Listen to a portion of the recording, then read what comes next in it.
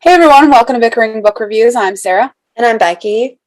And today we're talking about Lucky Leap Day by Anne Marie Walker. I got it as an e-audio and an e-book through NetGalley.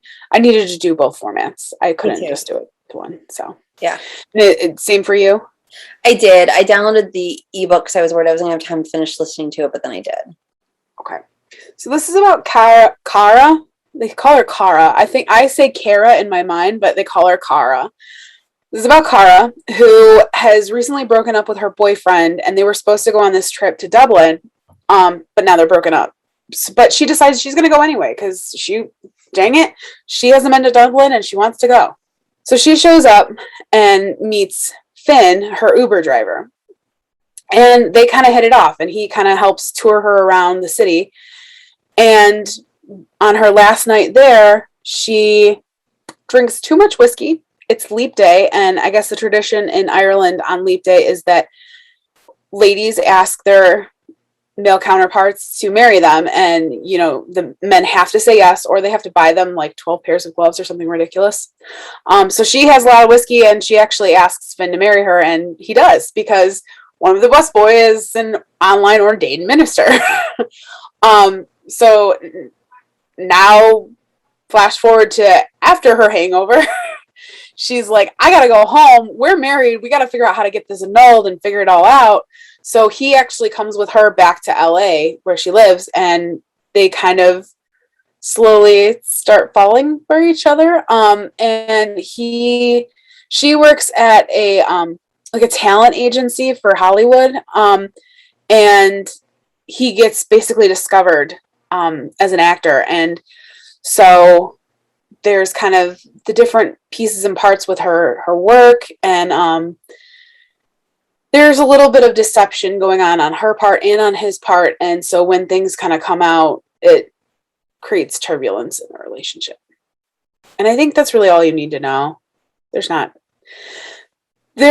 book is like a fluffy rom-com movie turned book. And I was talking with Becky about it a little bit earlier, and basically it's a fluffy rom-com on the surface, but when you try to scratch below the surface, there's really nothing there. There isn't. And it actually kind of starts to fall apart.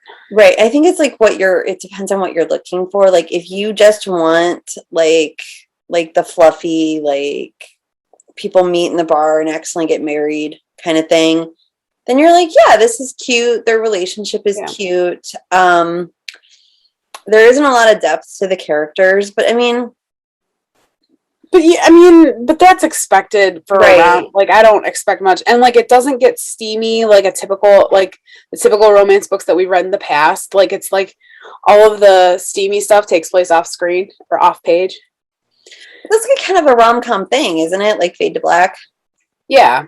And it does it in this book, but in the other books that we've read, like it doesn't do that. Right. It like shows you it all. Like this is not all on display. I don't particularly. But also, like I think as far as the main character's personality, like there are certain pieces and parts where she's a screenplay writer, and so she's rewriting her reactions to things in like screenplay terms. But she only does it like 2 or 3 times throughout the book, and so like it's not enough to make it part of her personality, even though she acts like it's this big part of her personality. Right. Well, and I didn't really care about Kara. I didn't really care about Finn. Yeah. But I was just like, I mean, like, and then like a movie, I would have gone to see it. These are the kind of stories. Like there are a lot of references to rom-coms and TV shows, and I'm kind of like, that got old fast. Yeah. What also was hard for me was in writing, you're supposed to show, not tell, and there were a lot of instances where like he would say, I'd only eat ice cream, every day of the week and twice on Sunday, and then a couple paragraphs down, she would say the same thing, and the author would actually say, and she said what he said earlier, and it's like, well, I know that he said that, I just read it. Like, you don't need to tell me what he said because I read what he said. Yeah, but like seriously, on a surface level, like, no, it was a cute rom-com. Like it was, it's in there with all the traditional rom-coms that you see. Right. Like if that's what you want, this fits that. Right. So I think we're kind of at the point where we're going to rate it. So our rating scale goes from 5 unicorns down to 2 unicorns. If we don't like it, it doesn't get a horn and is therefore a horse. So where are you? I'm at a 3. It was cute. Like I would probably, if there was another book in this universe, I would probably read it. I mean, it served its purpose. See, and after talking about it and like thinking about it and scratching the surface of it, I went from a 3 down to a 2 because like it's yeah, it kind of falls apart. So I'm giving it a 2. So that is where And we that's where are we are. on Lucky Leap Day, and we'll see you around. Bye. Bye.